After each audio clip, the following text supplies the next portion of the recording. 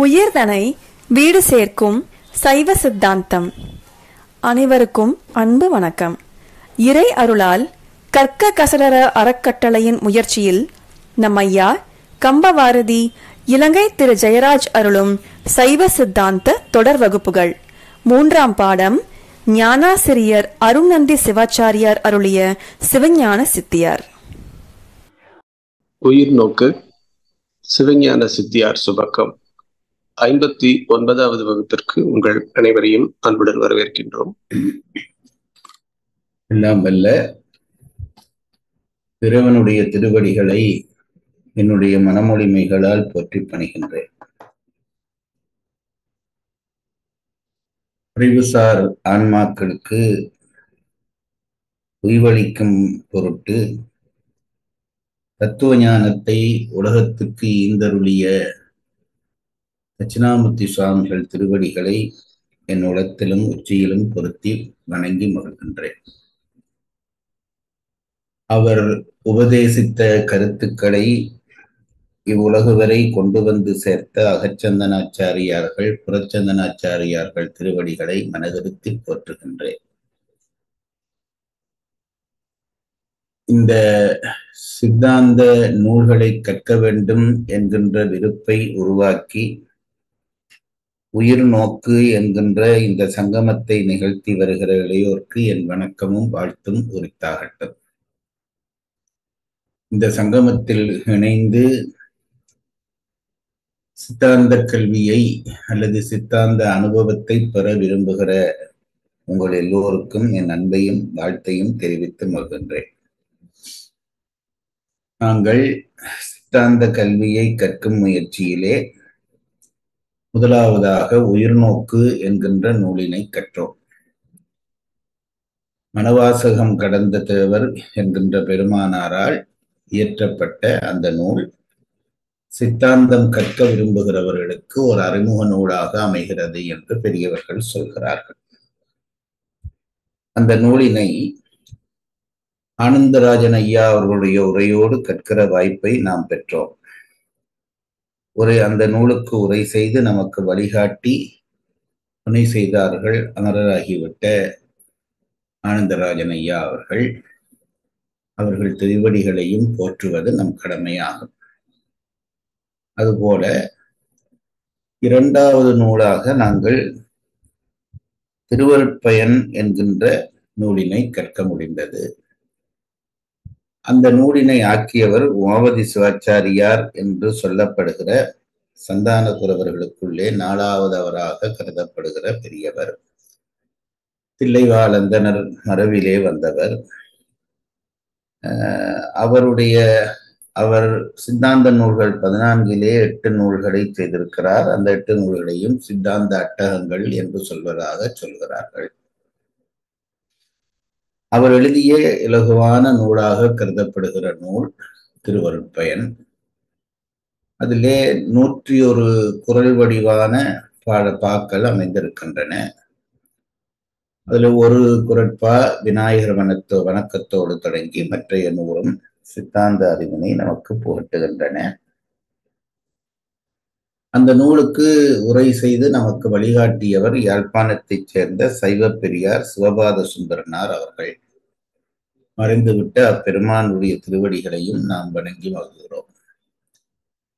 இந்த நூல்களை ஓரளவாவது தெரிந்து கொண்ட பிறகு அம்பன் சொன்னது போல ஆசை பற்றி நாங்கள் நேரடியாக சிவஞான சித்தியார் என்கின்ற நூலுக்குள்ளே கை வைத்திருக்கிறோம்.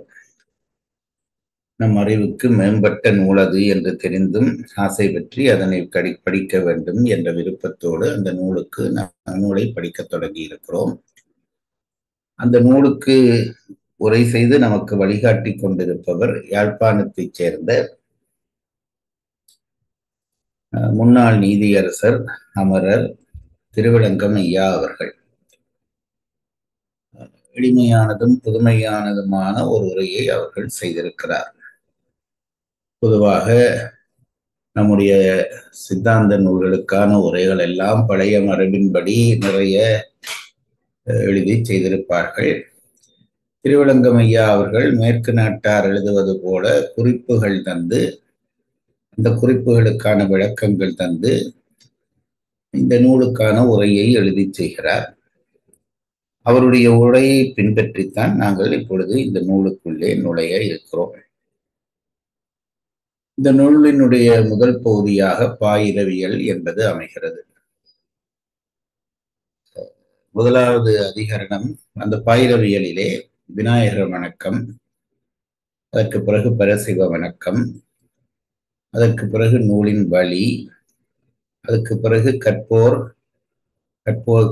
கேட்பதனுடைய பயன் முதலிய விவரங்கள், அதற்கு பிறகு 2 பாடல்களிலே அவையடக்கம் என்று மொத்தம் 6 பாடல்கள் அதற்கு ஒதுக்கப்பட்டிருக்கின்றன. அதற்கு பிறகு பதி உண்மை பற்றி பேசத் தொடங்குகிறார். பதி உண்மையிலேயே அதற்கு பிறகு அளவை இலக்கணம் சொல்லத் தொடங்குகிறார். அளவை இலக்கணம் என்பது ஒரு உண்மையை அறிவதற்கான கருவிகள் பற்றி அறிவது. அந்த கருவிகள் 10ஆக விரித்து சொல்லப்படுகின்றன, 3ஆக சுருக்கி சொல்லப்படுகின்றன. அந்த 3க்குள்ளே அந்த 10 அளவைகளும் அடங்குவதாக பெரியவர்கள் கருதுகிறார்கள். இந்த வகையிலே சித்தாந்திகள் ஏற்றுக்கொண்ட அளவைகள் ஆக 3 அளவுகளை நாம் கருதுகிறோம். காட்சி பிரமாணம், அனுமான பிரமாணம், ஆகம பிரமாணம் என்று அந்த பிரமாணங்கள் வகுக்கப்படுகின்றன. மேற்சொன்ன 10 பிரமாணங்களும் இந்த 3 பிரமாணங்களுக்குள்ளே அடங்குவதை நூலாசிரியர் நமக்கு எடுத்து காட்டுகிறார். அதிலே இந்த காட்சி பிரமாணம் என்பது வாயில் காட்சி, மானத காட்சி, சன்வேதனை காட்சி, யோக காட்சி என 4 வகையான காட்சிகளாக அமைகின்றது, பிரமாணங்களாக அமைகின்றன. அது பற்றி விவரங்கள் உங்களுக்கு ஓரளவு தெரிந்திருக்கிறது. அனுமான பிரமாணம் தன்பொருட்டு அனுமானம், பிறர்பொருட்டு அனுமானம் என்று 2 வகையாக சொல்லப்படுகிறது. அனுமானம் என்பது தெரிந்த 2 பொருள்களினுடைய தொடர்பை தெரிந்து கொண்டு அதிலே ஒன்று இருந்தால் மற்றதும் இருக்கும் என்று முடிவு செய்வது. அந்த முடிவை தானாக செய்கிற பொழுது அது தன்பொருட்டு அனுமானம் என்றும், மற்றவர்களுக்காக அதை சொல்லுகிற பொழுது பிறர்பொருட்டு அனுமானம் என்றும் அனுமான பிரமாணம் 2 வகையாக பிரிக்கப்படுகிறது. அதற்கு பிறகு ஆகம பிரமாணம் மந்திரம், உபதேசம், மந்திரம், தந்திரம், உபதேசம் என 3 வகையாக பிரிக்கப்படுகின்றது. இப்படி இந்த பிரமாணங்களை வைத்துக்கொண்டு எப்படி ஒரு உண்மையை உணர்த்துவது அல்லது உணர்வது என்பது பற்றி சொல்லுகிற பகுதியாக இந்த அளவியல் பகுதி இருக்கிறது. அதற்கு பிறகு பதி உண்மை பற்றி பேசத் தொடங்குகிறார். ஏன் இந்த அளவைகள் படிக்க வேண்டும் என்றால், நாம் படிக்கப் போகிற சித்தாந்தத்திலே அடிப்படை கருத்தாக இருப்பது முப்பொருள் உண்மை. பதி, பசு, பாசம் என்கின்ற 3 பொருளினுடைய உண்மை பற்றியே இந்த நூல் பேசுகிறது. இந்த நூல் அல்ல, சைவ சித்தாந்தம் முழுமையும் பேசுகிறது. அதிலே இந்த பதி, பசு, பாசம் என்கின்ற முப்பொருள் என்றால் அப்ப மற்றவையெல்லாம் பொருள்கள் இல்லையா? இந்த உலகத்தில் 1000 பொருள்களை காணுகிறோமே, இவையெல்லாம் பொருள்கள் இல்லையா என்ற கேள்வி பிறக்கும். முப்பொருள் என்று அந்த 3ஐயும் கருதியதற்கு காரணம் அவைதான் என்றும் உள்பொருளாக இருக்கின்றன. முப்பொருள்களிலே இந்த 3 பொருள்களும் என்றும் உள்பொருள்கள். என்றும் உள்பொருள்கள் என்றால் அழியா பொருள்கள் என்று அர்த்தம். அழியா பொருள்கள் எனவே அவை தோன்றா பொருள்களுமாக இருக்குமாம் என்று நாம் தெரிந்து கொள்ள வேண்டும். தோன்றிய எதற்கும் அழிவுண்டு. ஆகவே அழியா பொருள்கள் என்று முப்பொருளையும் சொன்னால் அவை தோன்றா பொருள்கள். ஆகவே தோற்றமும் முடிவும் இல்லாத பொருள்களாக இந்த உலகில் திகழ்கிறவை இந்த 3ம் தான் என்று நம் பெரியவர்கள் இனம் கண்டார்கள். அதிலே பதி என்பது ஒன்று, அது இறையை குறிக்கிறது. பதி என்ற சொல்லுக்கு தலைவன் என்ற அர்த்தம். ஆகவே இந்த உலகுக்கு தலைவனாக இருக்கிற இறைவனை குறிப்பதாக அந்த பதி என்ற சொல் நமக்கு எடுத்து காட்டுகிறது. அடுத்ததாக வருகிற சொல் பசு. பசு என்ற வார்த்தை ஆன்மாக்களை குறிக்கிறது. அதற்கேன் பசு என்று வார்த்தை இட்டார்கள் என்றால், பசு கட்டி வைக்கப்படுவது, ஆன்மாக்களும் கட்டி வைக்கப்பட்டிருக்கின்றன. அதனால்தான் ஆன்மாக்களுக்கு பசு என்ற வார்த்தையை போட்டு ஆன்மாக்களை நமக்கு விளங்கப்படுத்தினார். இறைவன் ஒன்றேயாக இருப்பவன் போல இந்த பசு எத்தனையாக இருக்கும் என்று கேட்டதற்கு அது எண்ணில்லாத ஆன்மாக்கள் என்ற வார்த்தைகளை போட்டு எண்ண முடியாது, இந்த அளவுக்கு அவை விரிந்து கிடக்கின்றன என்பதாக அதற்கு விளக்கம் தருகிறார்கள். இனி அடுத்ததாக வருகிற அந்த முப்பொருளிலே எஞ்சி இருக்கிறது பாசம். பாசம் என்ற சொல்லுக்கு பொதுவாக கயிறு என்ற அர்த்தம் இருக்கிறது தமிழிலே. ஏன் அதற்கு பாசத்துக்கு அந்த கயிறு என்ற அர்த்தம் வருகிற வார்த்தையை போட்டார்கள் என்றால், ஆன்மாவை கட்டி வைத்திருப்பது, பசுவாகிய ஆன்மாவை கட்டி வைத்திருப்பது இந்த பாசம் என்கின்ற கயிறுதான் என்று கருதியபடியால் அதற்கு பாசம் என்று பெயரிட்டார்கள். இந்த பாசம் என்று சொல்லப்படுகிற அந்த சொல்லுக்குள்ளே அடங்குபவை, முக்கியமாக அடங்குபவை 3. அவை ஆணவம், கன்மம், மாயை. இந்த ஆணவம் அனாதியே தொட்டு ஆன்மாவோடு கலந்து நின்று அதனுடைய விரிந்த அறிவை, செயலை, இச்சையை சுருக்கி வைத்திருக்கிறது. அதனாலேதான் ஆன்மா அந்த ஆணவத்துக்கு கட்டுப்பட்டு, ஆணவத்துக்கு கட்டுப்பட்டல்ல, ஆணவத்தினாலே கட்டுப்பட்டு இறையை அடைய முடியாமல் தனித்து கிடக்கிறது. அறிவு பொருளாகிய, முற்றறிவு பொருளாகிய இறையை சிற்றறிவு பொருளாகிய ஆன்மா சேர வேண்டியது முறைமை. ஆனால் அப்படி சேர முடியாமல் அது தத்தளித்து நிற்பதற்கு காரணம் ஆணவக்கட்டு என்கிறார்கள். அந்த ஆணவக்கட்டினாலே ஆன்மாவுக்கு கன்மம் விளைகிறது. விளைகிறது என்றால் உண்டாகிறது என்று அர்த்தம் இல்லை, பொருந்துகிறது என்று அர்த்தம். ஏனென்றால் அவை 3 உள்பொருள்கள் என்று சொல்லிவிட்டேன். உள்பொருள்கள் உண்டாகியது என்று சொன்னால் அழியும் என்று வந்துவிடும். ஆகவே அவை பொருந்துகின்றன என்று எடுக்க வேண்டும். ஆணவத்தினாலே கன்மமும், இந்த கன்ம நீக்கத்துக்காக மாயையும் வருகின்றன. இறைவன் எல்லாவற்றுக்குள்ளும் தன் கருணையை செலுத்துகிறான் என்று நமக்கு தெரிகிறது. ஆணவத்திலே அகப்பட்ட ஆன்மாவுக்கு விருப்பு வெறுப்பு உண்டாகும். இந்த விருப்பு வெறுப்பை அனுபவிக்குவதற்கு ஆன்மாவுக்கு ஒரு தளம் தேவை. அந்த தளத்தை மாயை உருவாக்கி கொடுக்கும். எப்படி கொடுக்கும் என்றால், தனு, கரண, புவன, போகம் என்கின்ற 4 மூலமாக ஆன்மாவுக்கு இந்த 4ஐயும் உருவாக்கி கொடுப்பதன் மூலம் கன்ம நீக்கத்துக்கு இந்த மாயை வழி செய்யும். தனு என்பது உடம்பு, கரணம் என்பது அதில் பொருத்தப்பட்ட கருவிகள், அறிவு கருவிகள், ஞான கருவிகள் என்று இருக்கக்கூடிய 10 கருவிகள். அதனாலே அனுபவிக்கப்படுகிற விஷயங்கள் போகம். போகம் என்றால் இன்பம் மட்டுமல்ல, துன்பமும் தான் என்று சொல்லி இருக்கிறேன். ஆகவே தனு என்ற உடம்பு, கரணம் கருவிகள், போகம் என்பது அனுபவிக்கப்படும் விடயங்கள், அனுபவங்கள். இனி இவற்றையெல்லாம் பெறுவதற்கு, ஆன்மா நின்று வாழ்ந்து பெறுவதற்கு ஒரு இடம் தேவை. அந்த இடத்தை புவனம் என்று சொல்கிறோம். புவனங்கள் பலவாக இந்த உலகத்திலே விரிந்து கிடக்கின்றன என்கிறார்கள். 214 புவனங்கள் என்று நினைக்கிறேன். அத்தனை புவனங்கள் விரிந்து கிடக்கின்றன. தத்துவங்கள் 36ஆக விரிந்து கிடக்கிறது. ஒவ்வொரு தத்துவத்திலேயும் புவனங்கள் இருக்கின்றன.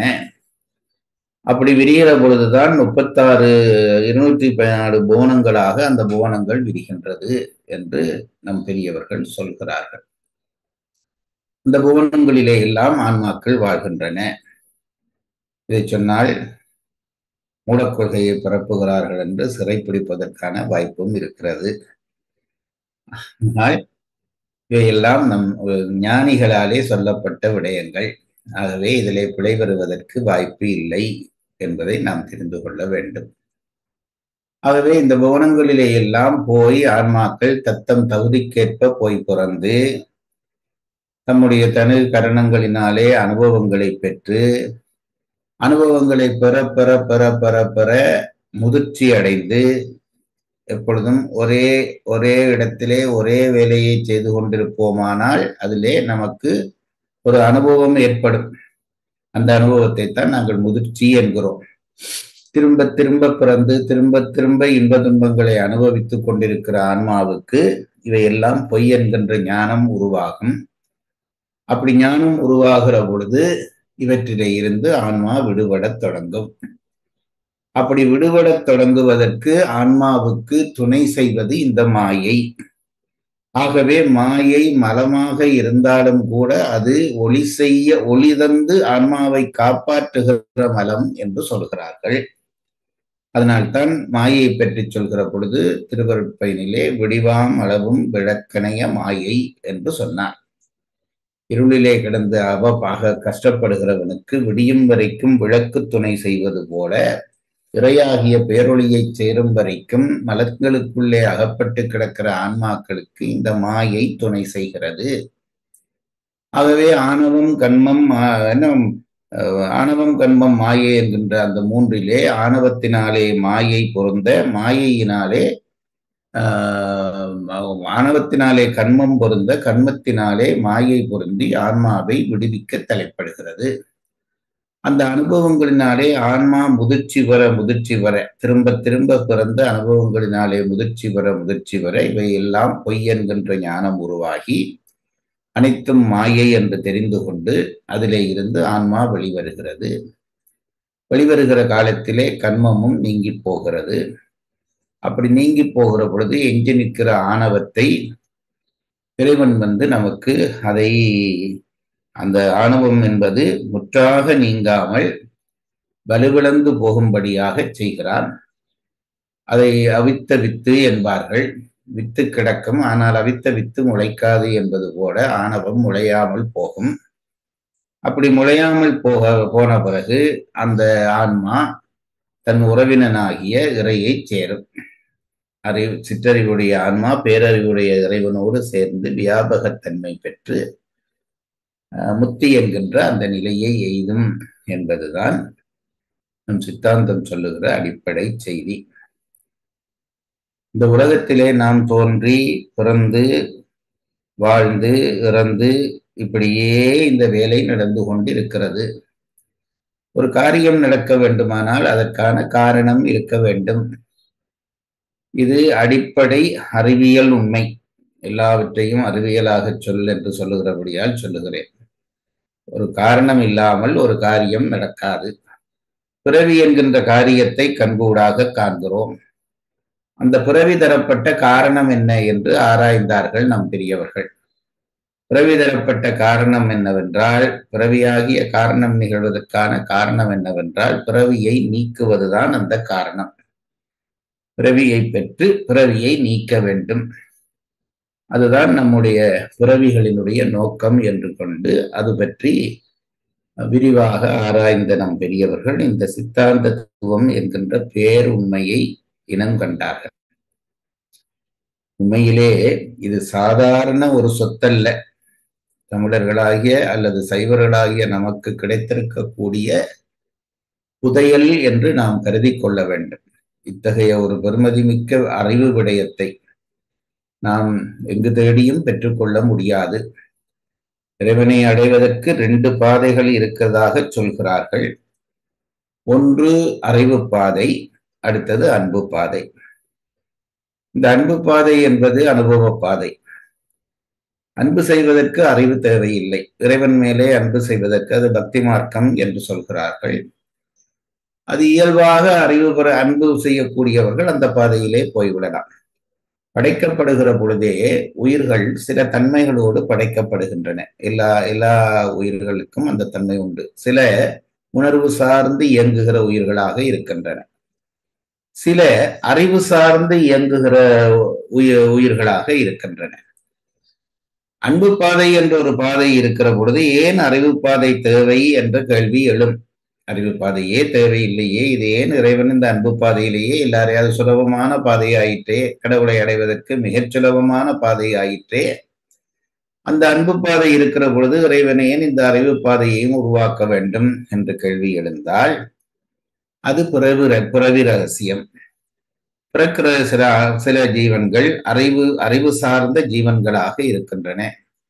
அவற்றுக்கு கேள்வி கேட்டு பதில் காணாமல் அவற்றினாலே மேல் எழும்ப முடியாது. அது அந்த பிறவிகளினுடைய அமைப்பு. அன்பு செய்யக்கூடியவர்கள் அன்பு செய்து அந்த பாதையிலே போய்விடும். அவர்களுக்கு கேள்வி இல்லை, கேள்வி அவர்களிடம் எழும்பாது. நம்ம சொன்னவற்றை எல்லாம் நம்புவார்கள், அப்படியே கடைபிடிப்பார்கள், அப்படியே ஓய்வடைவார்கள். இந்த அறிவு சார்ந்த ஜீவன்களாலே அப்படி முடியாது. சொன்னவற்றை எல்லாம் அவை ஏற்றுக்கொள்ளாது. இது ஏன் என்ற கேள்வி எழும்பும். அது பிழை என்பது இல்லை. அது அந்த அந்த உயிர்களினுடைய இயற்கை அமைப்பு. அப்போ ஏன் என்ற கேள்வி எழும்பினால் அதற்கு பதில் சொல்லாவிட்டால் அவற்றினாலே மேலெழும்ப முடியாது. அந்த பாதையைத்தான் இந்த சித்தாந்திகள் நமக்கு வழிகாட்டுகிறார்கள். எப்படி இறை என்று ஒன்று இருக்கிறது. முதலிலே ஒரு ஆராய்ச்சி செய்கிற பொழுது எடுகோள் என்று ஒன்றை எடுத்துக்கொள்வார்கள். அது இன்றைய விஞ்ஞான ஆராய்ச்சிகளிலும் உண்டு. அதாவது ஒரு முக்கோணத்தினுடைய 3 கோணங்களும் சேர்ந்தால் 180 பாகை வரும் என்பது எடுகோள். பிறகு அதை ஆராய வேண்டும். அப்படித்தானா, அது உண்மைதானா என்று ஆராய வேண்டும். பிறகு உண்மைதான் என்று முடிவு செய்ய வேண்டும். உயிர்ப்பு விசை என்று ஒரு விசை இருப்பதாக ஆரவர், அந்த விஞ்ஞானிக்கு என்ன பெயர்? நியூட்டன் என்கின்ற ஒரு விஞ்ஞானி முதலிலே அவருக்கு பட்டது, அப்படி இருக்கும் என்று பட்டது. அதற்கு பிறகு அதை நிறுவினார். நிறுவி அந்த முடிவை அறிவித்தார். அப்போ அதைத்தான் நான் முன்பும் உங்களுக்கு சொல்லியிருக்கிறேன். இதனை, அதுதான் எடுகோள், இதனால் ஆராய்ச்சி முறை, இவன் முடிக்கும் என்பது ஆராய்ச்சி முடிவு. திருவள்ளுவர் ஆராய்ச்சியை ஒரு அடியிலே சொல்லிவிடுகிறார். அந்த முறையிலேதான் இந்த சித்தாந்த நூல்கள் செய்யப்படுகின்றன. அவர்கள் எடுத்த எடுகோள் என்னவென்றால், உலகில் உள்பொருள்கள் 3. இதுதான் அவர்களுடைய எடுகோள். அதற்கு பிறகு செய்கிற ஆராய்ச்சிகள் தான் இந்த நூல்களாக விரிகின்றன. அறிவு சார்ந்து பாதையிலே செல்பவர்களுக்கு நாம் சிந்திக்க முடியாத எல்லை தொட்டு நிற்கிற விடயங்கள் இவை. திருவள்ளுவர் செய்தது வாழ்க்கையை நெருக்கமாக படம் பிடித்து காட்டியது. நெருக்கமாக படம் பிடித்து பிரித்து காட்டியது. பரம்பொருள் இன்பம் என்று பிரித்து காட்டியது திருவள்ளுவர் செய்த அற்புதமான வேலை. இந்த சித்தாந்த நூலாசிரியர்கள் என்ன செய்கிறார்கள் என்றால், கண்ணுக்ககப்படாத விடயங்களை இனங்கண்டு அவற்றை எப்படி தேடி கண்டுபிடித்து கடப்பது என்று சொல்லுகிறார்கள். அதுதான் சித்தாந்திகள் செய்த நுட்பமான வேலை. அந்த வகையிலேதான் அவர்கள் முப்பொருளை கண்டுகொண்டார்கள். அந்த முப்பொருள் பற்றிய ஆராய்ச்சியை தொடங்குகிறார்கள். அந்த ஆராய்ச்சியை தொடங்குகிற பொழுது வரிசை மரபு பற்றி பதி முதலாவதாக வருகிறது. எப்பொழுதும் உயர்ந்த பொருளை முன்னுரைக்க வேண்டும் என்பது வழக்கம். அந்த வகையிலே பதியை பற்றி முதல் எடுத்துக் கொள்கிறார்கள். அந்த பதியை பற்றி எடுக்கிற பொழுது அவர்களாலே 2 விஷயங்கள் கருதப்படுகின்றன. முடிவெடுக்கிற பொழுது அவர்களுக்கு இருக்கிற சிக்கல் என்னவென்றால், இன்றைய காலம் போல இல்லாமல் வேறு வேறு மத கொள்கைகளோடு, வேறு தத்துவ கொள்கைகளோடு அக்காலத்திலே அறிஞர்கள் பலர் இருந்தார்கள். நான் திரும்பியும் அழைத்து சொல்லுகிறேன், அறிஞர்கள் பலர் இருந்தார்கள். இப்பொழுது இந்த மறுப்பு கொள்கை பேசுகிறவர்கள் எல்லாம் பெரும்பாலும் முட்டாள்களாக இருக்கிறார்கள். அவர்களுக்கு ஒரு தர்க்க ரீதியான நியாயம் இல்லை, ஒரு வாதிடுகிற முறைமை அவர்களிடம் இல்லை. வழிமொழிகிற தன்மைதான். அரசாங்கங்கள் சொல்வதை வழிமொழிவதாகத்தான் பெரும்பான்மை, அதையும் குறிப்பிட்டுக் கொள்ள வேண்டும், எல்லாரையும் சொல்லவில்லை, ஆட்கள் இருந்து கொண்டு இருக்கிறார்கள். ஆனால் அந்த காலத்திலே இந்த எதிர்ப்பு தெரிவித்தவர்கள் தர்க்க ரீதியாக நின்று எதிர்த்தார்கள். முடிந்தளவு எதிர்த்தார்கள். இல்லாத போது ஒத்துக்கொண்டார்கள். விளங்குகிற பொழுது ஒத்துக்கொண்டார்கள். அந்த வகையிலே முதலிலே இறைவன் என்ற ஒருவன் இருக்கிறான் என்பதை நிறுவ வேண்டிய தேவை வந்தது. யாருக்கு? இந்த நூலாசிரியருக்கு வந்தது. இறைவன் ஒருவன் இருக்கிறான். அதனை பதி உண்மை என்று அதை சொல்கிறார். பதி என்ற ஒன்று இருக்கிறது.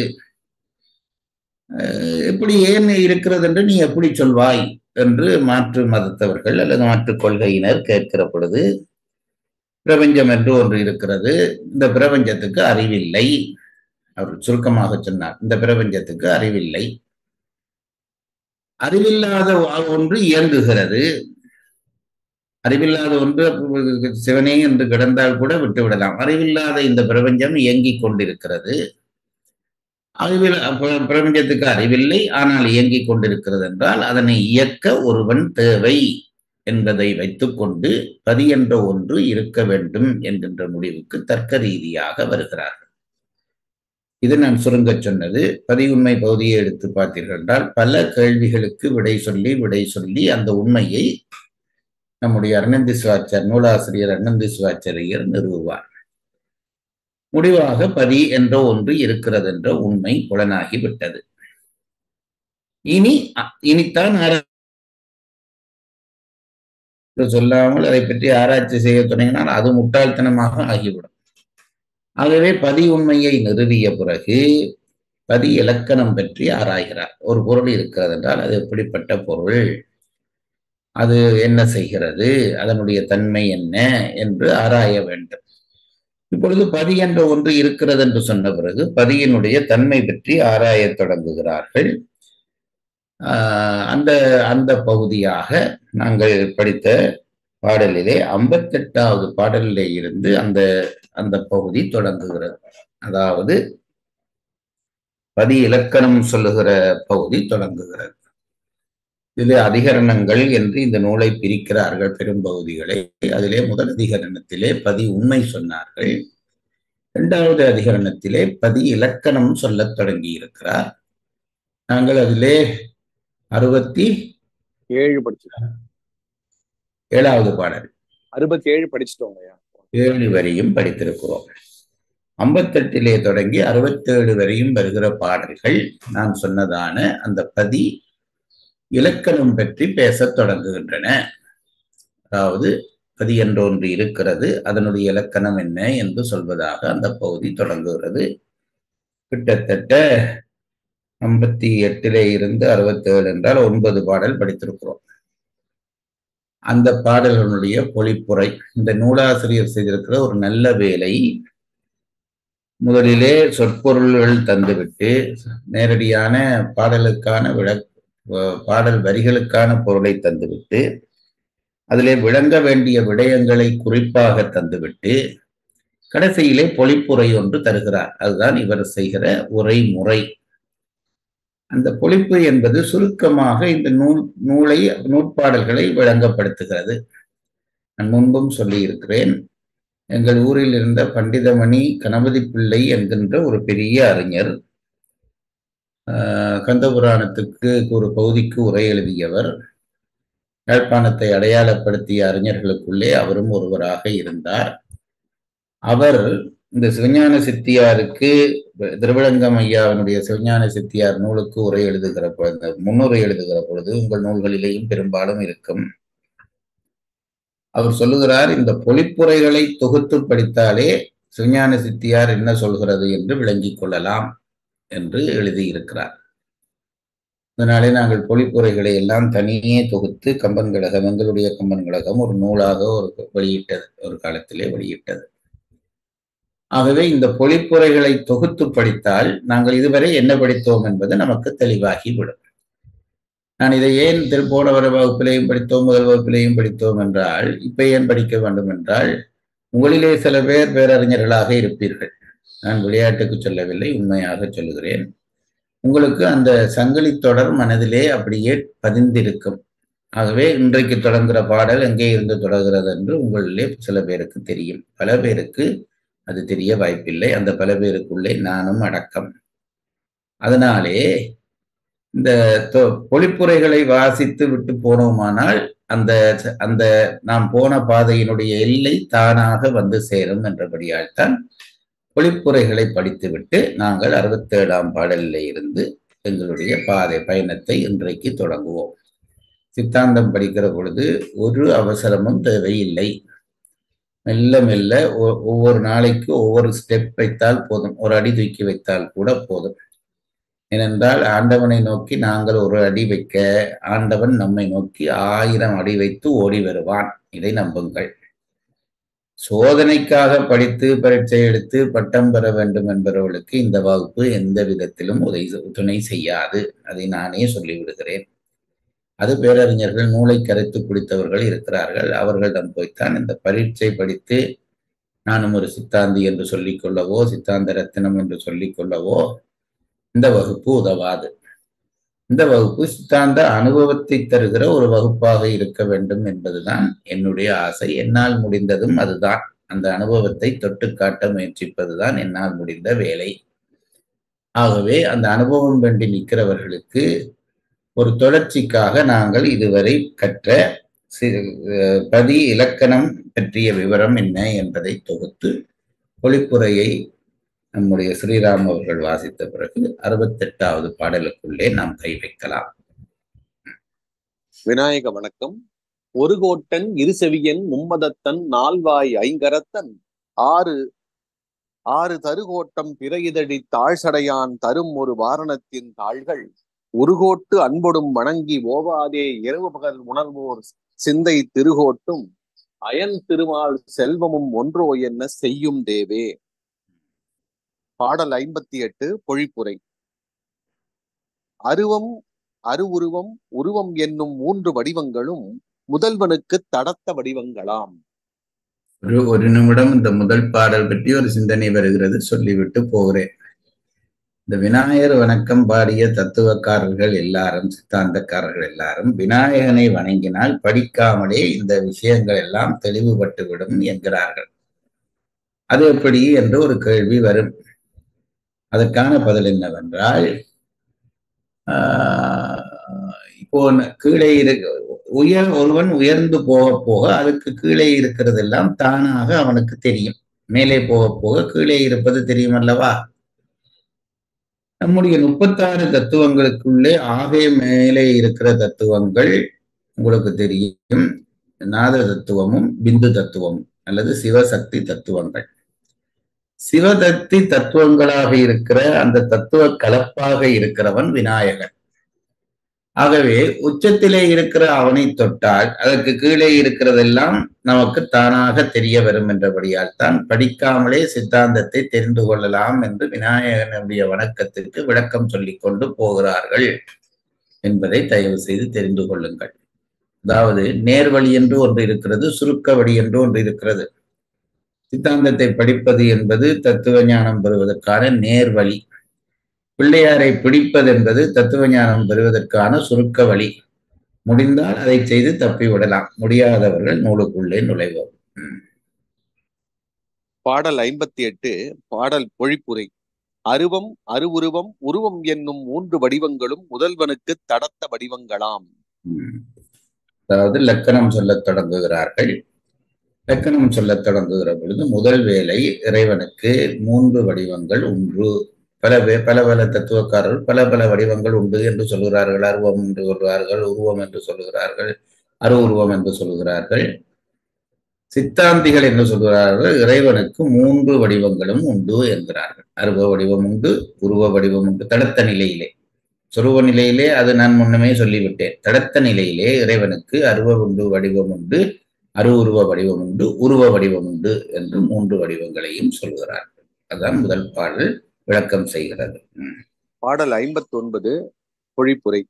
முதல்வனுக்கு உருவம் உண்டு எனின் அவ்வுருவத்தை உண்டாக்க வேறொரு கடவுள் வேண்டும். உடனே எதிராளிகள் தொடங்கிவிட்டார்கள். உருவம் உண்டு என்று சொன்ன உடனே அருவம், உருவம், அருவுருவம் என்று 3 வடிவங்கள் உண்டு என்ற உடனே எதிராளிகள் தொடங்கினார்கள். உருவங்களை இந்த உலகத்திலே நாங்கள் பார்க்கிறோம், எல்லாருக்கும் உருவம் உண்டு. அப்படி உருவம் உண்டாக வேண்டுமானால் நமக்கு உருவத்தை தருவதற்கு நமக்கு மேற்பட்ட ஒருவன் வேண்டும். இது நமக்கு யதார்த்தமாக உலகியலை பார்த்து தெரிந்து கொள்கிற உண்மை. இந்த உண்மை நியாயமானதா என்றால் நீ இறைவனுக்கு உருவம் என்ற ஒன்று இருக்கிறது என்று சொல்கிறாய். அப்படி உருவம் என்ற ஒன்று இறைவனுக்கு இருக்கிறது என்றால் இறைவனுக்கு உருவத்தை தருவதற்கு ஒருவன் வேண்டும் அல்லவா?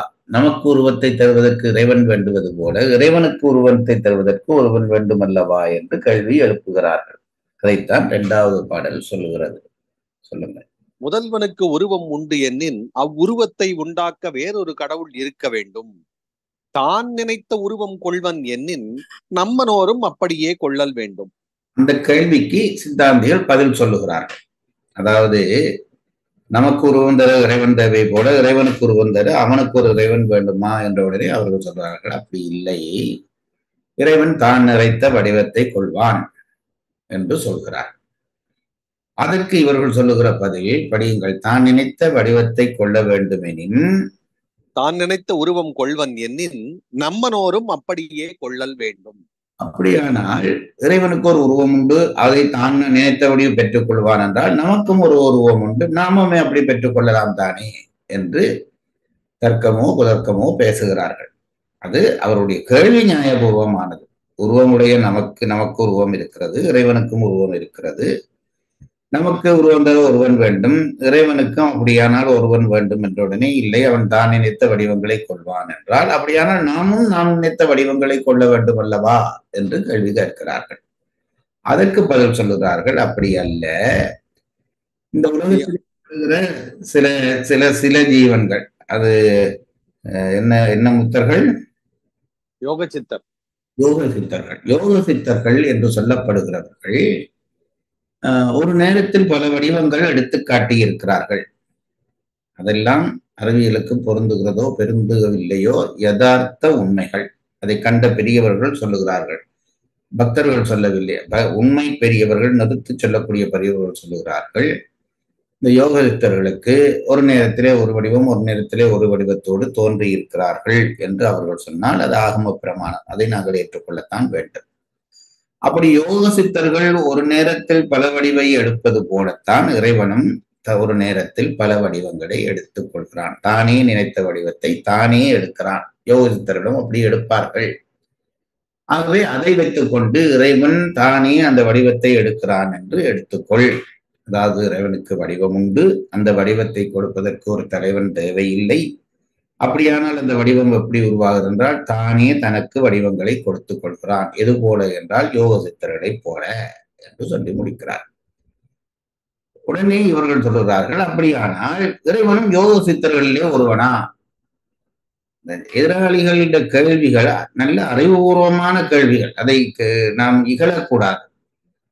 ஏனென்றால் இவர்கள் சொல்லுகிற கேள்விக்கு இந்த கேள்விக்கு பதில் சொன்னால்தான் மேலே நகரலாம். அப்படியானால் இறைவனையும் யோக சித்தரிலே ஒருவர் என்று சொல்லிவிடேன் என்று சொன்னால் அப்படியும் சொல்ல முடியாது.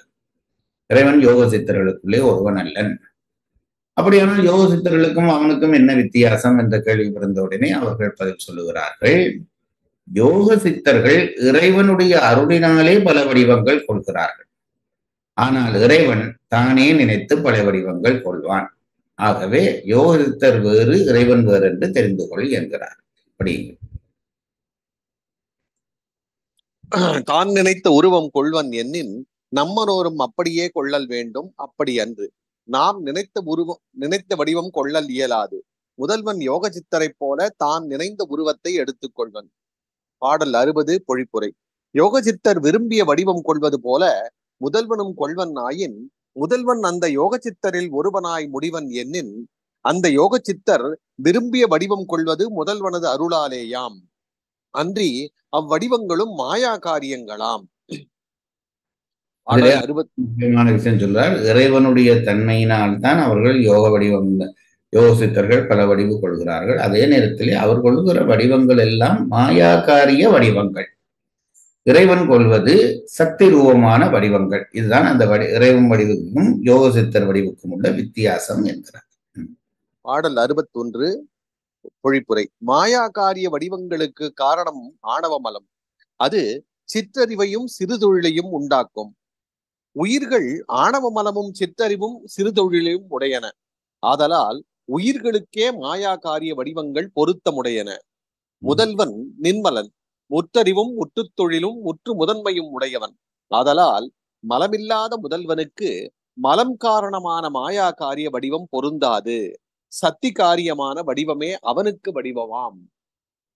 இறைவனுடைய வடிவங்கள் மாயாகாரிய வடிவங்கள் இல்லை என்று சொல்லுகிறார். அது எப்படி மாயாகாரிய வடிவம் இல்லை என்று உன்னால் எப்படி சொல்ல முடியும் என்று கேள்வி எழுப்பின உடனே அதற்கு அவர்கள் பதில் சொல்லுகிறார்கள், உயிர்களுக்கு ஆணவம் உண்டு, அதனாலே கண்மம் உண்டு, அதனாலே மாயை உண்டு.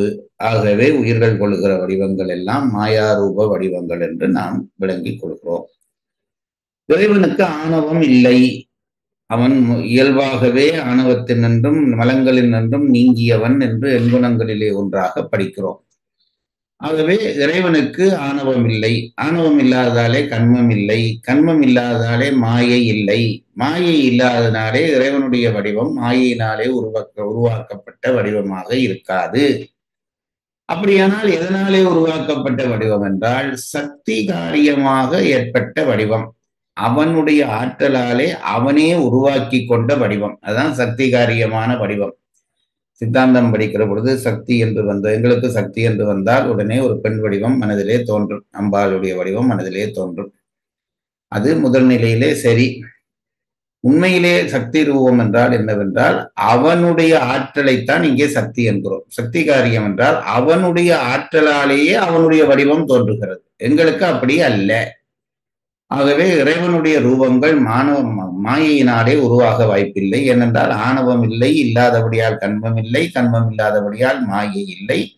ஆகவே அவனுக்கு மாயா ரூபங்கள் இல்லை. அப்படியானால் ரூபம் இருக்கிறதே எதனாலே வந்ததென்றால் அவன் தன்னுடைய சக்தி காரியமாக வடிவங்களை தோற்றுவித்துக் கொள்கிறான் என்கிறார். பாடல் 62 பொழிப்புரை. முதல்வனுக்கு சத்தியே வடிவம் எனின் வடிவப் பொருள்கள் பரிணமித்து அழிவடைவன. ஆதலால் முதல்வனது வடிவம் உருவம் என்றல் கூடாது, அருவம் என்றலே பொருத்தம் உடையது எனின் பரிணமித்து அழிவெய்தல் 6 அத்துவாக்களுக்குட்பட்ட பொருள்களின் இயல்பாம். முதல்வன் 6 அத்துவாக்களையும் கடந்த பொருள். ஆதலால் அக்குற்றம் அவனிடத்தில் செல்லாது. இவ்வளவு புத்தி கூர்மை உள்ளவர்களாக இருந்திருப்பார்கள் இவர்கள் என்று நினைக்கிறேன். வாசித்ததை மனதில் வைத்து சொல்வதற்கே புத்தி ஒரு இடத்திலே நிற்க வேண்டி இருக்கிறது. இவர்கள் இவ்வளவு விடயங்களையும் தொகுத்து சொன்ன விதத்திலே அவர்களுடைய புத்தி கூர்மை தெரிகிறது. இவர்கள் இப்ப இந்த பாடலிலே என்ன சொல்கிறார்கள் என்றால், உலகப் பொருள்கள் என்ற உருவம், அருவம், உருவம் என்று 3ஆக சொல்கிறோமே, இப்ப ஒரு படி இறங்கி வந்து விட்டார்கள். யாரு? இந்த எதிர்த்தர்க்கவாதிகள். சரி, இந்த உருவம், அருவம், உருவம் இறைவன் சக்தி காரியமாக தனக்குத்தானே எல்லாம் உருவாக்கி கொள்கிறான் என்று சொல்கிறீர்களே, ஒத்துக்கொள்கிறோம். ஆனால் அதிலே ஒரு சிக்கல் இருக்கிறது. என்ன சிக்கல் என்றால், இறைவனுக்கு உருவமும் இருக்கிறது என்று சொல்கிறாய். பல வடிவங்களை இறைவன் உருவாக்கி கொள்கிறான் என்று சொல்கிறாய். உருவம் என்று ஒன்று இருந்தால் அது பரிணாமப்பட்டு அது மாற்றமடையும் என்பது நிச்சயம்.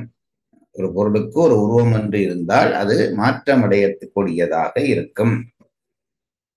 ஆகவே மாற்றமடையக்கூடிய, பரிணாமப்பட்டு மாற்றமடைந்து அழிந்து போகக்கூடியதாகிய ஒரு வடிவம் இறைவனுக்கு இருக்க வாய்ப்பில்லை. அப்படி ஒரு வடிவம் இருக்க வாய்ப்பில்லை. இப்ப வடிவம் இருக்கிறது, அது சக்தி காரியம் என்று ஒத்துக்கொண்டு விட்டார்கள். சக்தி காரியமாக இருந்தாலும் வடிவம் என்று ஒன்று இருந்தால் அது பரிணாமப்பட்டு அழியும். அழியக்கூடிய ஒன்று இறைவனுக்கு வடிவமாக இருக்க வாய்ப்பில்லை. ஆகவே இறைவனுக்கு வடிவம் என்று ஒன்று இருக்கிறது என்று ஒத்துக்கொள்கிறோம். அது உருவமாக இருக்க வாய்ப்பில்லை, அருவுருவமாக இருக்க வாய்ப்பில்லை. அது அரூபமாகத்தான் இருக்க வேண்டும். அதாவது வடிவமற்ற ஒரு வடிவம்தான் இறைவனுடைய வடிவமாக இருக்க வேண்டும் என்று அவர்கள் பழையபடி இறங்கி வந்தார்கள். இறங்கி வந்தவர்கள் பழையபடி கொஞ்சம் ஏறினார்கள். அதைத்தான் இந்த பாடல் சொல்லுகிறது. பாடல் 63 பொழிப்புரை. உலகத்து பொருள்கள் உருவமும் அருவமுமாய் இருக்கும். ஒன்று மற்றொன்றின் இயல்புடையதாக மாட்டாது. ஆதலால் முதல்வன் அருவப் பொருளே எண்ணின் அருவுருவமும் உருவமும் ஆகிய இயல்புடையவனாக மாட்டான் எனப்பட்டு உலகத்து பொருள்களுள் ஒருவனாய் முடிவன். தர்க்கத்தை ஒரு அழகாக கொண்டு போகிறார்கள் பாருங்கள். உலகப் பொருள்கள் பரிணமித்து அழியும். ஆகவே இறைவனுக்கு உருவம் உண்டு என்றால் அதுவும் அழிய வேண்டி வந்துவிடும். ஆகவே உருவம் அல்ல, இறைவனுடைய வடிவம் அருவந்தான் என்று அவர்கள் பேசினார்கள். அதற்கு இவர்கள் பதில் சொல்லுகிறார்கள். உலகப் பொருள்களை பார், அதிலே சில அருவமாக இருக்கிறது, சில உருவமாக இருக்கிறது, சில அருவுருவமாக இருக்கிறது. உருவம் என்று வந்தவுடனே அருவுருவத்தையும் அதிலே சேர்த்துக் கொள்ள வேண்டும். சிலது அருவமாக இருக்கிறது, சிலது உருவமாக இருக்கிறது, சிலது அருவுருவமாக இருக்கிறது. அருவமாக இருப்பது உருவமாக இருக்காது. அதாவது ஆகாயம் அருவம், அதிலே வடிவம் வராது. உருவமாக இருப்பது அருவமாக இருக்காது. மண் உருவம் அது அருவமாக இருக்க வாய்ப்பில்லை. அப்ப இதுவாக இருந்தால் அதுவாக முடியாது, அதுவாக இருந்தால் இதுவாக முடியாது. இப்ப நீ என்ன வலியுறுத்துகிறாய்? உருவம் இல்லை, அருவம் தான் இறைவனுடைய வடிவம் என்று வலியுறுத்துகிறாய். எதிராளியை பார்த்து பேசுகிறார். அருவம் என்றுதானே வலியுறுத்துகிறாய். அப்படி அருவம் என்று அருவம் மட்டும்தான் இறைவனுடைய வடிவம் என்றால் இறைவனாலே உருவம் எடுக்க முடியாது, அருவுருவம் எடுக்க முடியாது என்று வந்துவிடும். அருவம் மட்டும்தான் வடிவம் என்றால் இறைவனுக்கு உருவம் என்று ஒன்று இருக்க வாய்ப்பில்லை, அல்லது அருவுருவம் என்று ஒன்று இருக்க வாய்ப்பில்லை என்று ஆகிவிடும். அப்படியானால் இறைவன் எல்லா ஆற்றலும் உடையவன் என்று சொல்லிவிட்டு இவையற்றை எடுக்க முடியாது என்றால் அது இறைவனுக்கு குற்றமாகிவிடும். தனியே அருவமாக இருப்பான் என்றால் அப்ப பாவம் இறைவனாலே உருவம் எடுக்க முடியாது போல இருக்கிறது என்றால் அவனால் செய்ய முடியாத ஒரு பகுதி இருக்கிறது என்று வந்துவிடும். ஆகவே அப்படி இல்லை.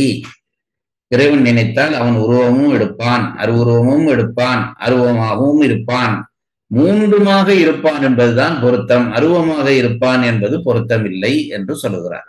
அந்த உரையை மட்டும் ஒரு தரம் திருப்பி வாசித்து விட்டு போங்கள். உலகத்து பொருள்கள் உருவமும் அருவமுமாய் இருக்கும், ஒன்று மற்றொன்றின் இயல்புடையதாக மாட்டாது. ஆதலால் முதல்வன் அருவப் பொருளே எண்ணின் அருவுருவமும் உருவமும் ஆகிய இயல்புடையவனாக மாட்டான் எனப்பட்டு உலகத்து பொருள்களுள் ஒருவனாய் முடிவன். அவனாலே உலகப் பொருள் தான் அருவமாக இருந்தால் உருவமாகாது, உருவமாக இருந்தால் அருவமாகாது. இறைவன் அருவம் என்று நீ சொல்கிறாய், நல்லது, நாங்களும் சொல்லுகிறோம். ஆனால் அருவமாக இருக்கிறவன் எப்படி உருவமாகவும் அருவுருவமாகவும் மாறுவான் என்றால் ஒரு வடிவமாக இருப்பவன் அந்த ஒன்று வடிவமாக இருப்பது அதே வடிவமாக மட்டும் இருப்பது உலகப் பொருள்களுக்குத்தான் பொருத்தம், இறைவனுக்கு பொருந்தாது. இறைவனும் ஒரு வடிவம்தான் கொள்வான் என்றால் உலகப் பொருள்களிலே ஒன்றாக அவன் மாறிவிடுவான். ஆகவே இறைவனுக்கு அது பொருந்தாது. அவன் மூன்றுமாக இருக்கக்கூடியவன் தான் என்கிறார். ஆடல் 64 பொழிப்புரை. முதல்வன் பிரபஞ்ச பொருள்களின் இயல்புடையன் அல்லன் ஆதலாலும், தோற்ற நாசங்கள் இளன் ஆதலாலும், அளந்தறியப்படாதவன் ஆதலாலும், இன்ன வடிவனன் என்றும் இன்ன வடிவத்தை கொள்ளுவன் என்றும் இன்ன வடிவத்தை கொள்ள மாட்டான் என்றும் கூறுதல் அரிதாம். ஆதலால் முதல்வனது வடிவம் உருவமன்று அருவமே என்றல் பொருந்தாது. அதாவது இறைவனுடைய தன்மைகளை சொல்லி அவனை வரையறை செய்கிற இப்படித்தான் இருப்பான் என்று வரையறை செய்ய முடியாது. ஆகவே அவன் இன்ன வடிவினன் என்று வலியுறுத்தி சொல்லுகிற தகுதி ஒருவருக்கும் இல்லை என்று வலியுறுத்துகிறார். பாடல் 65 பொழிப்புரை. முதல்வன் அளவில் ஆற்றலும் முற்றறிவும் முற்றுத் தொழில்களும் இயல்பாகவே பாசத்தின் நீங்கிய தன்மையும் உடையன் ஆதலால் தான் நினைந்த ஒரு திருமேனியை எடுத்துக்கொள்ளும் இயல்புடையன். ஆதலால் அவனது திருமேனி உருவமன்று அருவமே என்றல் பொருந்தாது. 4 தகுதி சொல்லுகிறார். என்னென்ன? இறைவன் அளவில் ஆற்றலும், அளவில் ஆற்றலுடையவன். அளவில் ஆற்றல் என்றால் அவனாலே செய்ய முடியாதது ஒன்றுமில்லை என்று அர்த்தம். அளவுள்ள ஆற்றல்களால் தான் சில காரியங்கள் செய்ய முடியும். நம்மாலே காப்பி ஊற்ற முடியும், அப்துல் கலாமாலே ராக்கெட் விட முடியும். அது அவரவர் ஆற்றலை பொறுத்து அவரவர் செய்கிற விஷயம். அளவில் ஆற்றல் என்று இருந்தால், முடிவில்லாத ஆற்றல் என்று ஒருவருக்கு ஒன்று இருந்தால் அவராலே எதுவும் செய்ய முடியும். அதை சொல்வதற்காக இறைவன் அளவில் ஆற்றலுடையவன். முற்றறிவு முற்றுத் தொழில்களும் அவனுக்கு நம்முடைய அறிவு சிறு அறிவும் சிறு தொழிலும் தான் நமக்குரியது. இப்போ எவ்வளவு கட்டிக்காரனாக நாங்கள் இருந்தாலும் நம்முடைய அறிவு முற்றறிவில்லை. பெரிய விஞ்ஞானிக்கு வீட்டிலே ஒரு சமையல் பண்ண தெரியாது. ஆபீஸ்ல பெரிய உத்தியோகத்தரா இருப்பார், அவருக்கு சமையல் பண்ண முடியாது. சமையல் பண்ற அம்மாவுக்கு ஆபீஸ்ல போய் வேலை செய்ய முடியாது. இது இயல்பு. ஆகவே இந்த உலகியவர்களுடைய தன்மையை இறைவனோடு பொருத்தக்கூடாது என்கிறார். இறைவனுக்கு முற்றறிவும் இருக்கிறது, முழு தொழிலும் இருக்கிறது. ஆகவே இவையெல்லாம் இருக்கிற காரணத்தினாலே வாசியங்கள் அளவில் ஆற்றலும் முற்றறிவு முற்றுத் தொழில்களும் இயல்பாகவே பாசத்தின் நீங்கிய தன்மையும் இயல்பாகவே பாசங்களிலிருந்து நீங்கியவன் உடையன் ஆதலால் தான் நினைந்த ஒரு திருமேனியை நான் திரும்ப திரும்ப சொல்லுகிறேன். இயல்பாகவே பாசங்களிலிருந்து நீங்கியவன் என்றால் பாசம் இல்லாதவன் என்று அர்த்தம், இருந்து நீங்கியவன் என்று அர்த்தம் இல்லை. உடையன் ஆதலால் தான் நினைந்த ஒரு திருமேனியை எடுத்துக்கொள்ளும் இயல்புடையன். இதெல்லாம் இல்லாத நமக்குத்தான் வரையறுக்கப்பட்ட திருமேனி எடுக்க முடியும். அவனுக்கு இது ஒன்றும் இல்லாதபடியால் அவன் நினைத்த வடிவத்தை எடுப்பான். ஆதலால் அவனது திருமேனி உருவமன்று அருவமே என்றல் பொருந்தாது.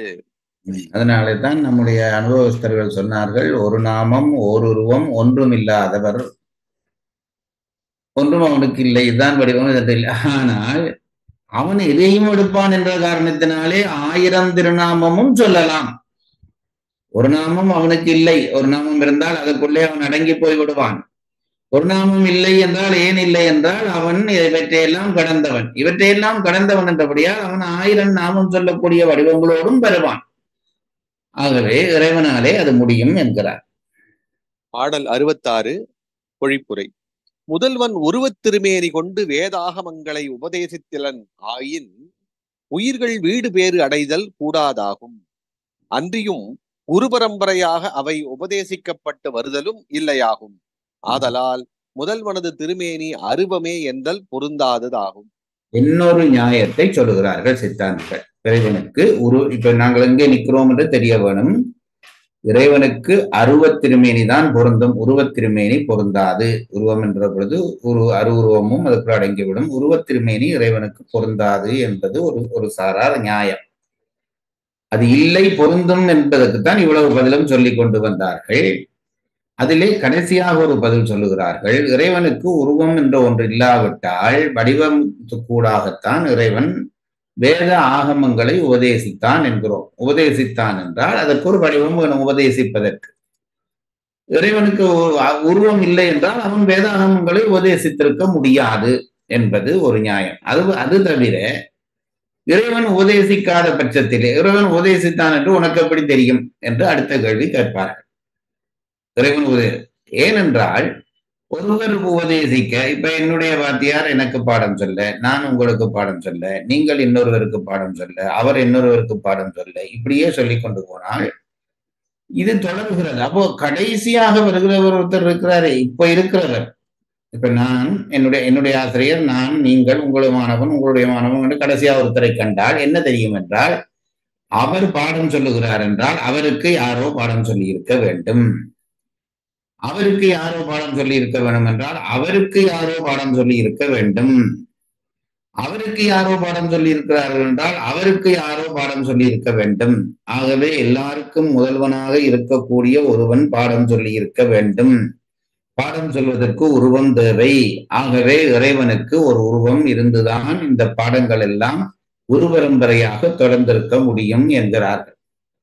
அதனாலேதான் இந்த குரு மாற்றங்கள் நிகழ்கிற பொழுது பல பேர் போய் யாருக்கு வியாழ பகவானைத்தான், தங்களுக்கு 2 குருமார்கள் இருக்கிறார்கள் தேவ சந்ததியிலே. 2 குருமார்கள், ஒன்று அசுரகுரு, மற்றது தேவகுரு.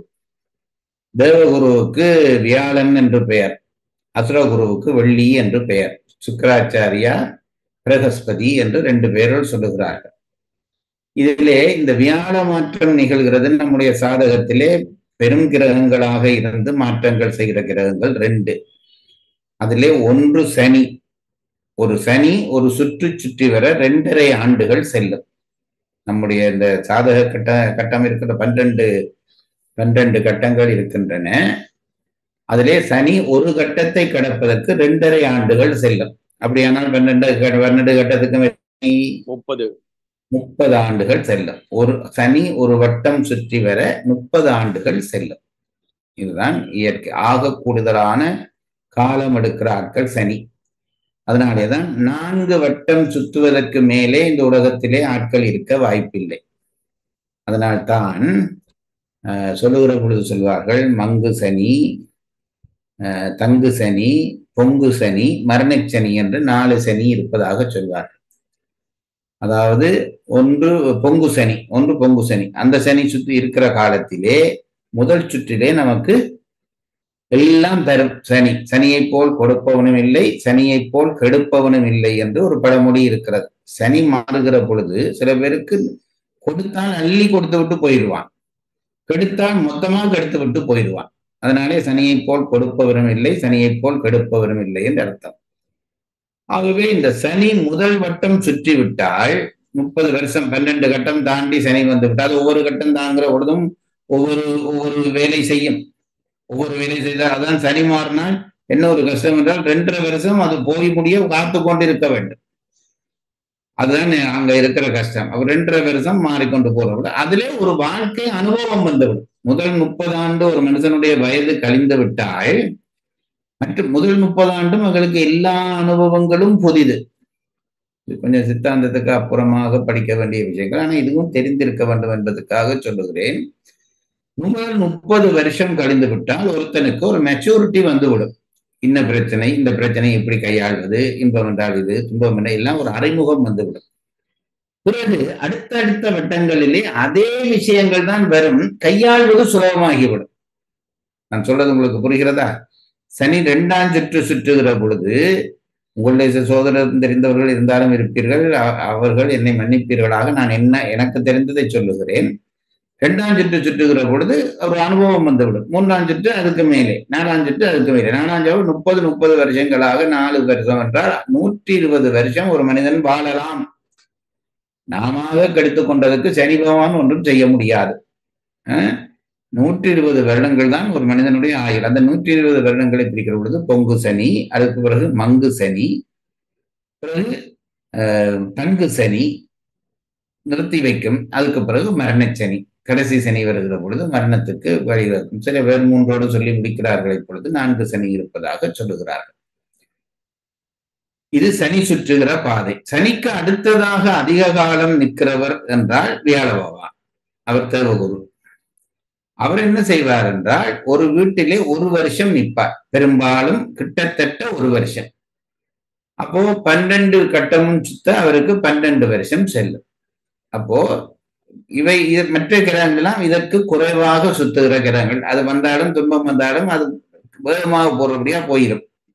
இந்த வியாழ மாற்றத்தையும் சனி மாற்றத்தையும் தான் நாங்கள் கிரக மாற்றத்திலே கொஞ்சம் பெரிய மாற்றங்களாக கொள்கிறது வழக்கம். வியாழ மாற்றம் வந்த உடனே நாங்கள் என்ன செய்வோம்? உடனே குருவுக்கு போய் பரிகாரம் செய்ய வேண்டும் என்று சொல்லுவார்கள், சோதரன்மார் சொல்வார்கள். அப்ப உடனே சில பேர் கோயில்களுக்கு போய் வியாழ பகவானுக்கு பூசை செய்வார்கள். அது ஒரு வழக்கம் வைத்திருக்கிறோம். வேறு சில பேர் நேராக தட்சிணாமூர்த்திக்குத்தான் அந்த வழிபாடு செய்வார். வியாழனுக்கு போய் வழிபாடு செய்வதில்லை. ஏனென்றால் இந்த குரு பரம்பரையிலே முதல் குரு தட்சிணாமூர்த்தி தான். அவர் பாடம் சொல்லாமல் தேவகுருவுக்கு இந்த பாடம் வந்திருக்க வாய்ப்பு இல்லை. ஆகவே அவரை திருப்திப்படுத்தினால் இவர் தானாக திருப்திப்படுவார். ஒரு போலீஸ் ஸ்டேஷன்லே கமிஷனருக்கு கொண்டு போய் கொடுத்து சமாளிச்சுட்டா இன்ஸ்பெக்டரை சமாளிக்கிறதுல ஒரு கஷ்டம் இருக்காது. இன்ஸ்பெக்டர் சமாளிக்க பதிஞ்சுதான் வர வேணும். நான் கொடுக்கறதுன்றது, நான் சொல்றது அவர்களை திருப்திப்படுத்துறதை சொல்லுகிறேன். அது இந்த கால திருப்திப்படுத்தல் வேறே, அந்த கால திருப்திப்படுத்துதல் வேறே. ஆகவேதான் நேராக வியாழ பகவானுக்கு அர்ச்சனை பண்ணாமல் நேராக குரு பகவானுக்கே அர்ச்சனை பண்ணுவார்கள். குரு என்பது தட்சிணாமூர்த்தி தான் குரு, அவர் தான் முதல் குரு. அப்ப பின்னாலே வியாழ பகவான் என்று ஒரு குரு இருக்கிறார் என்று சொல்லவே பரம்பரை ரீதியாக அவருக்கு முன்னாலே ஒரு குரு இருந்திருக்க வேண்டும். இந்த குரு வடிவத்தோடு இருக்கிறார், ஆகவே அவருக்கும் ஒரு வடிவம் இருந்திருக்க வேண்டும். ஆகவே இறைவனுக்கு ஒரு உருவம் உண்டு என்று நிறுவனம் பண்ணுகிறார். அருவந்தான் என்று சொல்லாதே, உருவமும் உண்டு என்கிறார். இது இன்னொரு வகையான நிரூபணம். பாடல் 67 பொழிப்புரை. முதல்வனது திருவுரு அருள் வடிவம் ஆதலால் அவ்வுருவிலே தோன்றும் குணங்கள், கரணங்கள், தொழில்கள், பிரத்யங்க சாங்க உபாங்கங்கள் யாவும் அருள் வடிவேயாம். இவையெல்லாம் தன் பொருட்டாகாது உயிர்களின் பொருட்டாக முதல்வன் கொண்டனன். சரி, இறைவனுக்கு வடிவம் என்று ஒன்று இருக்கிறது என்று ஒத்துக்கொண்டு விட்டோம். இந்த வடிவங்களிலே மொத்த வடிவமும் ஒரே வடிவமா? இப்போ ஒரு சிவபெருமான் ரூபத்தை வைக்கிறோம். அவர் கையிலே தலைமுடியோடு இருக்கிற சடாமுடியோடு இருக்கிறார். கையிலே சில தன்மாத்திரைகள் இருக்கின்றன. சரி, இறைவனுடைய மொத்த வடிவமாக நாங்கள் இறைவனுக்கு உருவம் இருக்கிறது என்று கொண்ட சத்திருவம் என்று கொண்டாலும் இந்த பௌதியாக இருக்கிற இறைவன் நாங்கள் என்றால் நான் இப்ப சால்வை போட்டிருக்கிறேன். இதுவும் இப்போதைக்கு என்னுடைய அங்கங்களிலே ஒன்றுதான். அதற்கு அங்கம் என்று பெயர் இல்லை. அதுக்குதான் உபாங்கம் 4 வகை சொல்லுகிறார்கள். பிரத்தியங்கம், உபாங்கம், அங்கம், பிரத்யங்கம், சாங்கம், உபாங்கம். அங்கம், பிரத்தியங்கம், சாங்கம், உபாங்கம் அதெல்லாம் பிரிச்சு காட்டியிருக்கார் அந்த பாட்டிலே. இது எல்லாமே சக்தி வடிவமா? இறைவனுடைய வடிவம் மட்டும் சக்தி வடிவம். அவன் உடம்புல போட்டிருக்கிற சால்வை துண்டோ அல்லது கையில வைத்திருக்கிற சூலாயுதமோ அல்லது கையில வைத்திருக்கிற மழுவோ, இப்படி ஏதாவது 10 ஆயுதங்களோ இவை எல்லாம் இறைவனுடைய வடிவங்களா, சக்தி வடிவம் தானா என்றால் அப்படித்தான். எல்லாமே சக்தி வடிவம் தான். அதிலே ஒன்றும் மாயா வடிவம் இல்லை, எல்லாம் சக்தி வடிவம் தான். இதை அழுத்தி சொல்லுகிறார். இவை எல்லாமே சக்தி வடிவங்கள் தான். கடைசியா என்ன சொன்னாங்க? இவையெல்லாம் தன் பொருட்டாகாது உயிர்களின் பொருட்டாக முதல்வன் கொண்டனன். அப்போ இவை எல்லாவற்றையும் இறைவனேன் கொள்கிறான். இவனுக்கு ஏன் வேலை? வேலை இல்லாத வேலை செய்து கொண்டிருக்கானே, அவனுக்கு இதில் ஒரு தேவையும் இல்லையே என்றால், அவன் பெருங்கருணையாளன் என்று பெயர் பெற்றவன். அதனாலே அவன் தனக்காக இந்த வடிவங்களை கொள்ளவில்லை, உயிர்களை மீட்கும் பொருட்டு இந்த வடிவங்களை கொள்கிறான் என்று தெரிந்து கொள்ள வேண்டும் என்கிறார். இது வரைக்கும் படிச்சிருக்கோங்க. பாடல் 68. பாடல் தலைப்பு முதல்வன் உருவத் திருமேனி பற்றி சிந்திதனாயினும் அச்சிந்திதனே. அடுத்த கேள்வி அடுத்த ஒரு விடயத்தை சொல்லுகிறார்கள். சிந்திதன் அசிந்திதன் என்று 2 வார்த்தை பிரயோகங்கள் சொல்லுகிறார்கள். உருவம் இருந்தால் அவனை சிந்திக்க முடியும். ஒரு வடிவம் இருக்கிறவனை பார்த்து இந்த வடிவம் உள்ளவன் என்று நாம் அவனை சிந்தனைக்கு உட்படுத்த முடியும். அப்படியானால் நம் சிந்தனைக்கு உட்பட்டதாகிய குற்றம் இறைவனுக்கு வந்து விடுவோமே. ஆறு இந்த அருவம்தான் என்று சொன்னவர்கள், இந்த உருவக் கொள்கையை ஏற்காதவர்கள் மறுக்கிறார்கள். இறைவனுக்கு என்னவோ ஏதோ கட்டி காரியமோ என்னவோ நீ சொல்லிவிட்டு போ, ஒரு வடிவம் இருக்கிறது அல்லவா, வடிவம் இருக்கிறது என்றால் நம்முடைய சிந்தனைக்குள்ளே இறைவன் அகப்படுகிறான் என்று ஆகிவிடும். நம்முடைய சிந்தனைக்குள்ளே அகப்படுகிறான் என்றால் இறைவன் நம் புத்திக்கு உட்பட்டவனாகத்தான் இருப்பான். அது இறைவனுக்கு குற்றம் இல்லையா என்று கேட்கிறார்கள். அதற்கு இவர்கள் சொல்லுகிறார்கள், அவன் சிந்திதனானாலும் அசிந்திதனே. நம் சிந்தனைக்கு உட்படுகிறவன் போல தோன்றினாலும் அது புறத்திலே அப்படி தோன்றுகிறானே தவிர நீ ஆழச் சிந்தித்தால் அவனுடைய அங்கங்களாக இருக்கிற ஒன்றை கூட நீ முழுமையாக சிந்திக்க முடியாது. அது நம் அறிவை கடந்ததுதான். ஆகவே சிந்திதன் போல தெரிந்துகிற அசிந்திதன் இறைவன் என்பதை சொல்ல போகிறது இந்த பாடல். உலகினை இறந்து நின்றது அறனுரு என்பதும் ஓரார், உலக அவன் உருவில் தோன்றி ஒடுங்கிடும் என்றும் ஓரார், உலகினுக்கு உயிருமாகி உலகுமாய் நின்றது ஓரார், உலகினில் ஒருவன் என்பர் உருவினை உணரார் எல்லாம். ஓரார் ஓரார் என்றால் என்ன அர்த்தம் என்றால் சிந்திக்க மாட்டார்கள் அல்லது அறிய மாட்டார்கள். ஓரார் ஓரார் எல்லாம் நமக்கு பிரயோகத்தில் இல்லாத சொற்கள். அதனாலே அதை தெரிந்து கொண்டு படியுங்கள். பொருளுரை. அரண் உரு உலகினை இறந்து நின்றது என்பது ஓரார். இங்கனம் சக்தி வடிவம் கொண்டு சிந்திதனாயினும் முதல்வன் அச்சிந்திதனே என்பதற்கு அம்முதல்வனுடைய வடிவம் உலகினை கடந்து நின்ற வடிவம் என்னும் சுருதி வாக்கியத்தை உணரார். அதாவது நான் சொன்னேனே, காட்சி, அனுமானம், ஆகமம் என்று பிரமாணங்கள் உண்டு. ஆகம பிரமாணம்தான் பிரமாணங்களுக்குள்ளே உயர்ந்த பிரமாணம்.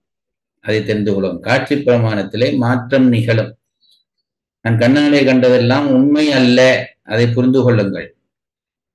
ஒருவன் விழுந்து கிடக்கிறான், அவனுடைய நெஞ்சிலே ஒரு கத்தி பாய்ந்திருக்கிறது. நான் விளக்கமாக சொல்லுகிற உமானம், அந்த கத்தியை ஒருவன் கையிலே பிடித்து கொண்டிருக்கிறதே அந்த வழியாக வந்த ஒரு நீதியரசர் பார்க்கிறார். இரத்தம் குபுக்கென்று பாய்கிறது. கத்தியை ஒருவன் பற்றி இருக்கிறான், கீழே விழுந்து கிடக்கிறான். ஆகவே இவன் தான் குத்தினான் என்று நினைத்தால் அது சரியில்லை. ஏனென்றால் யாரோ ஒருவன் குத்திவிட்டு போன கத்தியால் ஒருவன் துடிக்க, அந்த கத்தியை பிடுங்குவதற்கு ஒருவன் கத்தியை தொடுகிற பொழுது நீதியரசர் கண்டிருந்தால் அந்த காட்சி அவருக்கு கொலைக்காட்சியாக தெரியும். அவன் மீட்பு காட்சியாக இருக்க வேண்டிய காட்சி கொலைக்காட்சியாக இருப்பான். ஆகவே காட்சி பிரமாணம் நிச்சயமானது அன்று. அதுபோலத்தான் அனுமான பிரமாணமும் ஒன்றை வைத்து இன்னொன்றை அனுமானிக்கிற பொழுது அனுமான போலிகள் உருவாகும்.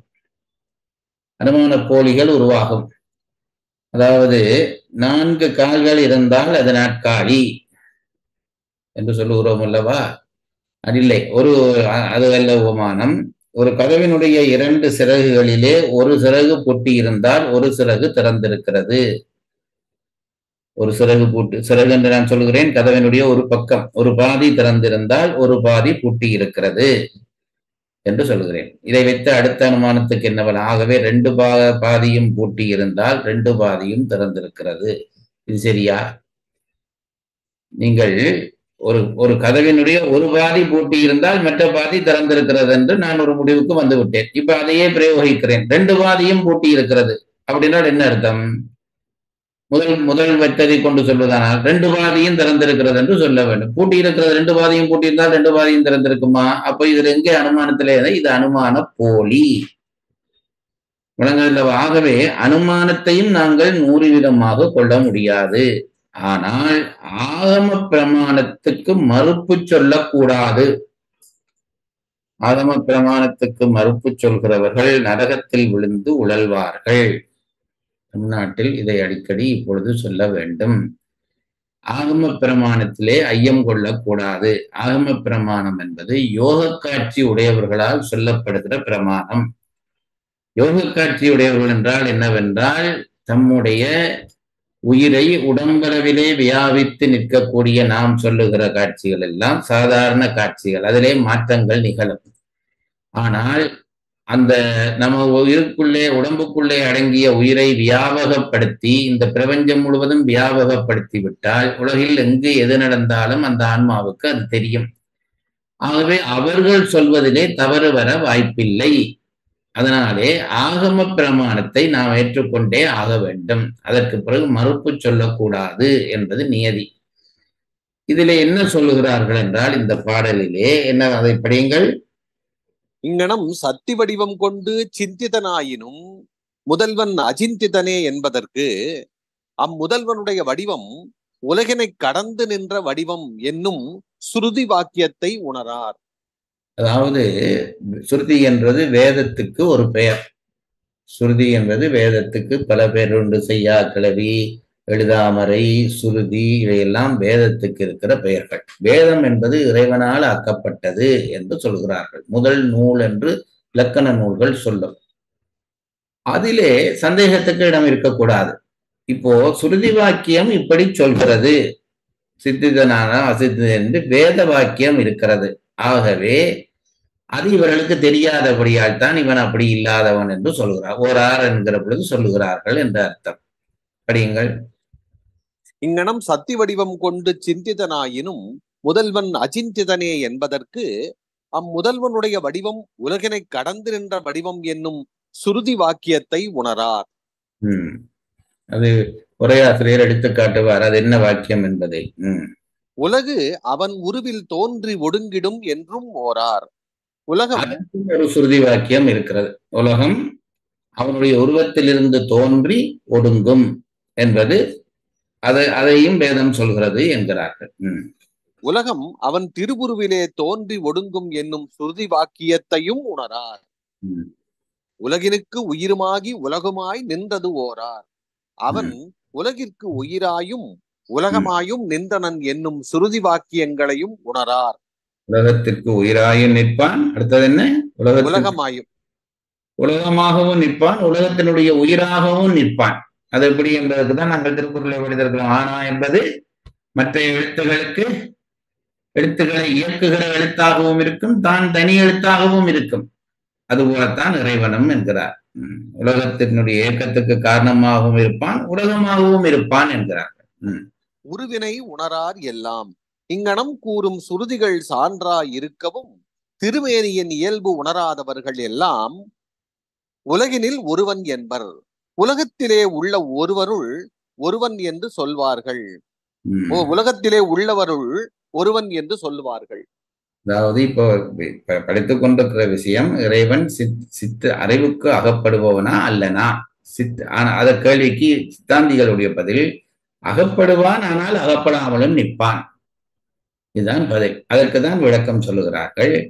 ரொம்ப உனக்கு நான் காட்சி பிரமாணம் அனுமான பிரமாணம் சொல்லவில்லை, ஆகம பிரமாணம் சொல்லுகிறேன். சுருதி இப்படி சொல்லி இருக்கிறது, இறைவன் இப்படி இப்படி இருப்பான் என்று இருக்கிறது. இது மூன்றும் தெரியாதவர்கள் தான் இறைவன்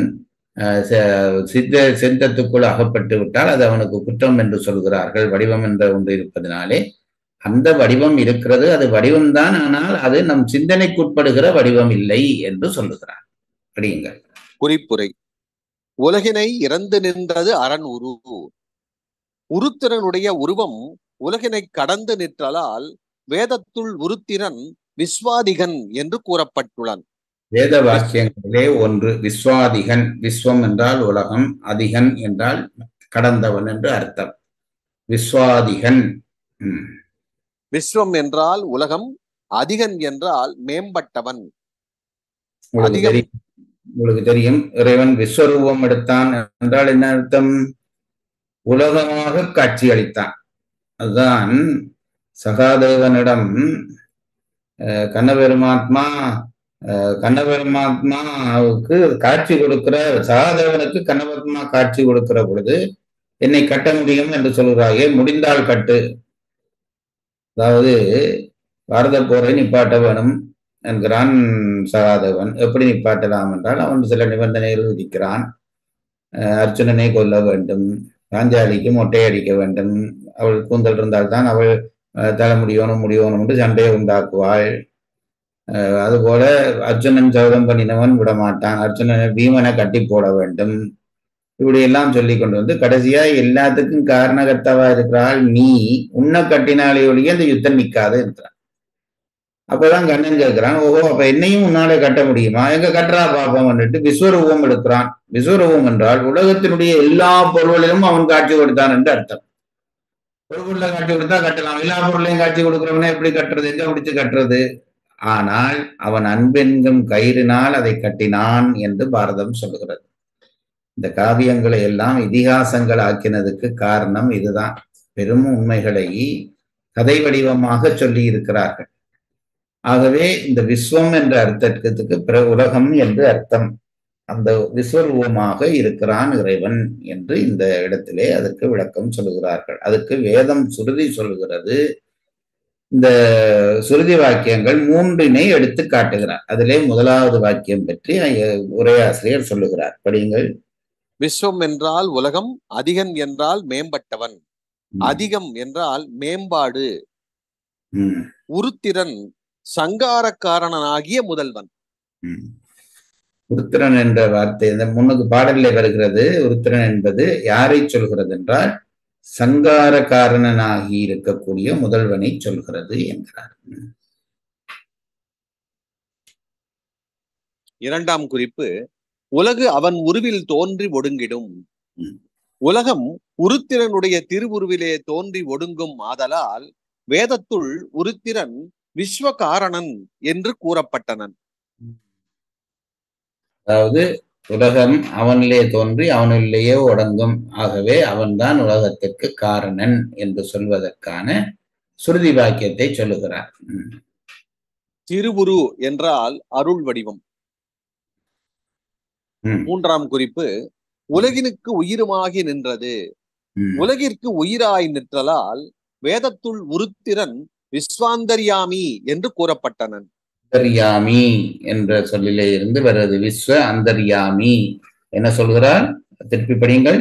உலகிற்கு உயிராய் நிற்றலால் வேதத்துள் உருத்திரன் விஸ்வாந்தர்யாமி என்று கூறப்பட்டனன். அந்தர்யாமி உலகத்துக்குள் உள்நின்று உயிராக இயக்குபவன், அதுதான் அந்தர்யாமி என்றதற்கு பொருளாம்.